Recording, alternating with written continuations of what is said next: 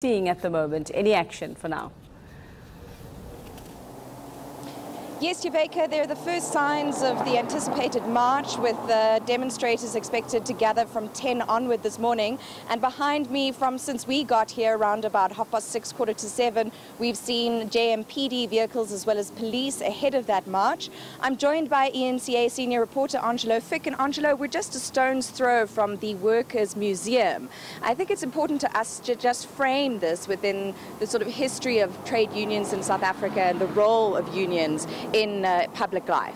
So we need to remember that the idea of trade unions as being central to the Freedom Project was really, part of the liberation struggle against apartheid, because for much of colonialism and apartheid, black workers particularly could not unionize.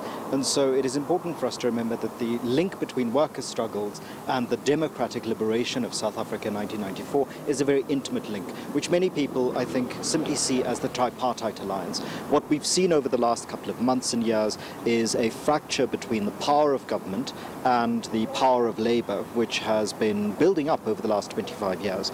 But what I think is very significant is that this is the first major labor action under what many have thought of as the New Dawn, or Ramaphoria, which is this moment in South African history where everything that had been going wrong over the last 10 years that people think happened as a result of Jacob Zuma's presidency is now being asked to be fixed under President Ramaphosa's presidency. And this is Cyril Ramaphosa, the former union activist, the former negotiator, the General Secretary, the Secretary General of the ANC, now President of the Republic of South Africa, having to deal with the first national outbreak of labor shall we say, happiness, particularly around what many trade union federations and trade unions have been saying is a scale back on workers' rights in post-apartheid South Africa.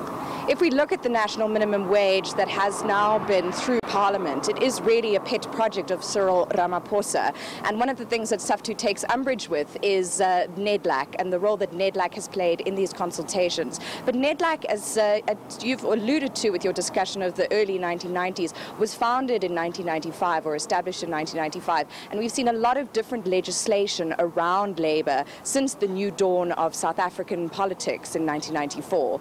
Is this just another law that's not going to be properly implemented if the national minimum wage follows through as it's expected to at the beginning of May? Well, so firstly, there is that question of the actual implementation of policy and its regulation. So you may pass this law, but regulating it and implementing it is a governance challenge, because that's the first level. But the second issue is that this is a new phase in global capital's, shall we say, evolution.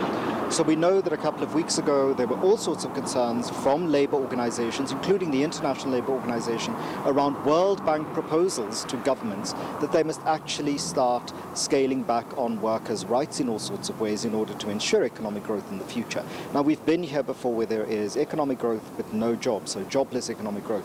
And the concern that many people have inside the labour movement, inside the worker movement, is that despite these shifts into a minimum wage for all workers, that minimum wage is not actually a living wage. And it's not a living wage because it isn't actually affordable to live in this country on that wage alone.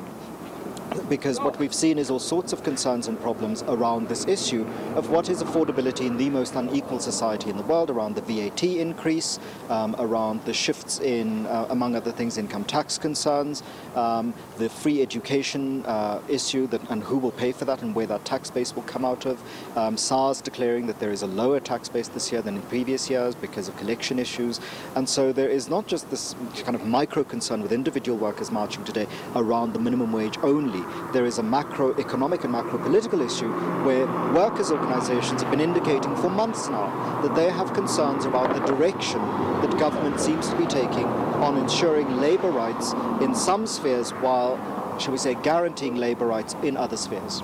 You spoke about Cyril Ramaphosa, the president, and his history as a trade unionist, and of course that's something he shares with his predecessor, Jacob Zuma.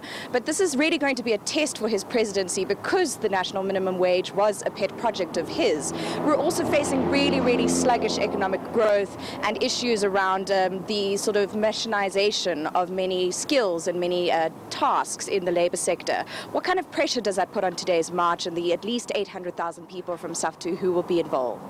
Well, it puts pressure on the marchers because the success of the march will be a signal to government about how much power Labour wields outside of the traditional Labour formation that government is aligned with. But it also asks questions, and I think many South Africans are going to have to start asking these questions critically of government, because when he came back from the World Economic Forum, the President of the Republic of South Africa indicated to us that he's coming back with a basket of commitments. What do those commitments mean? What do they signal? Who are they about and what are they for?